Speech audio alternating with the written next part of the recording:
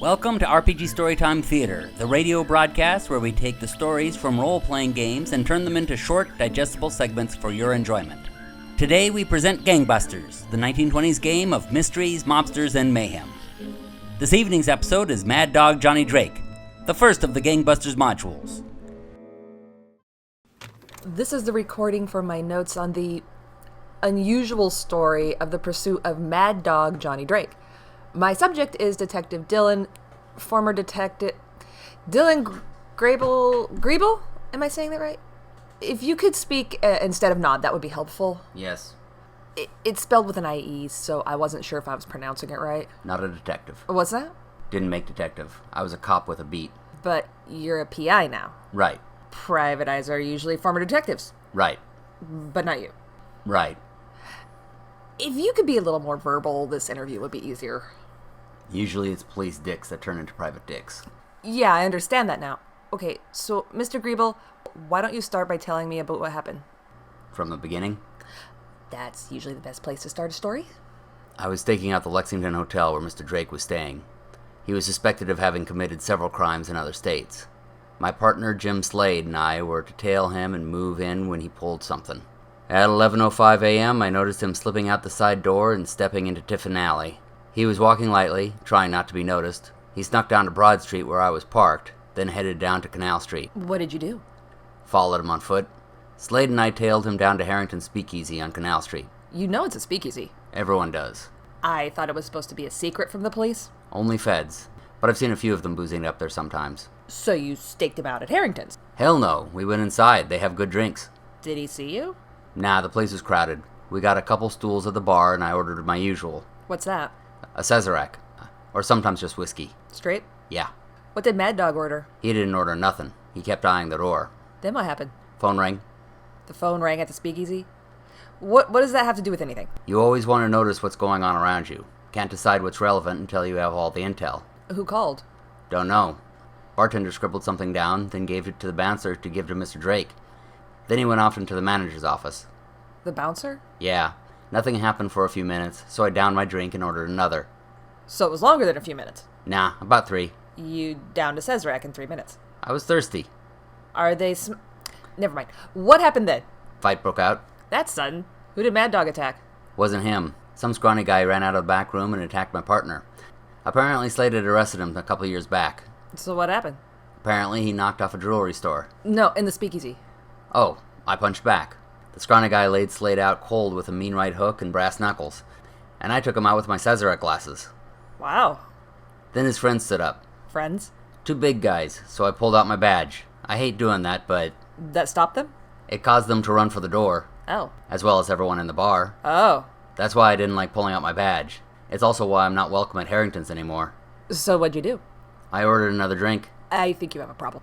And I poured it on my partner's face to wake him up. Oh. He was too injured to keep going, so I left him there to arrest his scrawny friend, and I ran outside to find Drake. Was he there? No, mostly just the crowd from Harrington's. So what? Where'd I go? You're learning. I wandered in the direction I figured he'd go until I arrived at Broad and Canal Streets. Next thing I knew, a black limousine was speeding toward me and pulling in close to the sidewalk. This was a drive-by shooting that killed a couple bystanders? That's a nod. Yes. Remember that this is audio.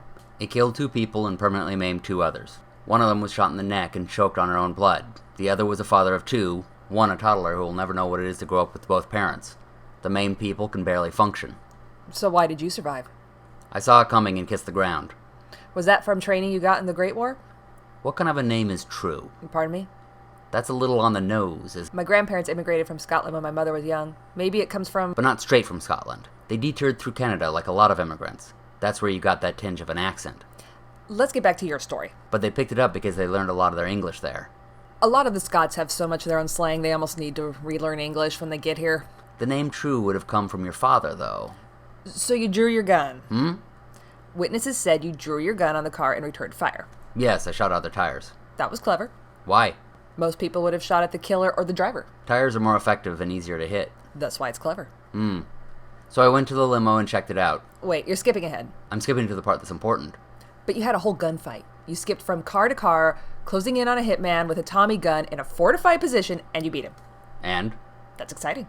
Excitement is knowing that I've got a whole evening with nothing but a hot bath and a bottle of scotch. Fine. What was in the car?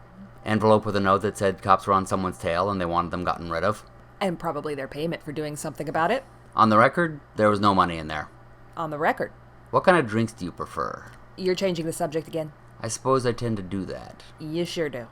So where was I? You were extorting money from a crime scene? I was heading back to the hotel where Drake had been staying to see if I could pick up his tail.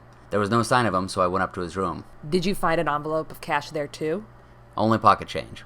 But he had a deposit slip that proved that he had at least $5 in the bank that he had deposited. And he had that date circled in red on a calendar. So you caught him red markered. What? Just a little joke. I don't get it. Never mind. Move on. What's your poison? Poison? What do you drink? I have pretty simple taste. Beer mostly. I smelled a little when we first met. Not on your breath, on your clothes. You helped make it. You have strong senses. Do you use a lot of orange peel in it? But not that discerning of senses, apparently. No orange peel? No. Nothing but hops, barley, yeast, and water. I see. So not much happened for quite a while. What? While waiting for Mad Dog, nothing happened for a long time. Oh, yeah. You waited in the room for him? No, I went back and waited in my car. And I waited, and I waited. A couple hours passed. Until? Until he robbed the bank. So this is when he and his two thugs robbed First National. That's right. And you didn't hesitate. You raced to the rescue. You have a very round face. Excuse me? You have the most round face I have ever seen. Okay. It's like God made your face with a protractor. So you believe in God? Well, someone's got to be held responsible. What about the bank? I raced in behind them at the doorway and said, "Freeze, police!" You did? Of course not. They had a Tommy gun. I took cover behind a table and shouted at them from there. So the newspaper reported it wrong? They did. Was it because of what you told them? I didn't talk to them. What'd you do after? I found another speakeasy that didn't hate my guts. Well, let's go over what happened first. Okay. Hold on. Gesundheit. Bitte. So you are German? Shit. Well, not German. Your father is from there. Probably took the long route through Canada like a lot of immigrants. Can we just get back to the bank robbery? Why do you hide your heritage? You haven't noticed a bit of dislike of Prussians since the war? I fought in the war. So you probably have a beef with me as well. Why should I hate you? You've got great heritage. Scottish whiskey on one side, German beer on the other. I should be asking you to marry me. You're not my type. I figured that as well. So the bank robbery? I aimed for his head. Who? Mad Dog. Called shot to the head, he went down. Other two were already demoralized, so it didn't take much to scare them off. When they went for the exits, I didn't stop them. Wasn't there more to... To the bank robbery? No. They wanted money. I told them to stop. They shot at me. I killed them. End of list. That doesn't make very riveting reading. Death is never riveting. Now let's go get drunk. I want to try some of your father's bathtub beer. Some other time. I've got a deadline. You want me to turn you in? Fine. You can have one drink. This concludes Mad Dog Johnny Drake.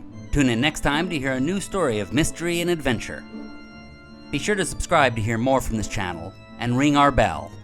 Thanks for listening, and happy gaming, everybody.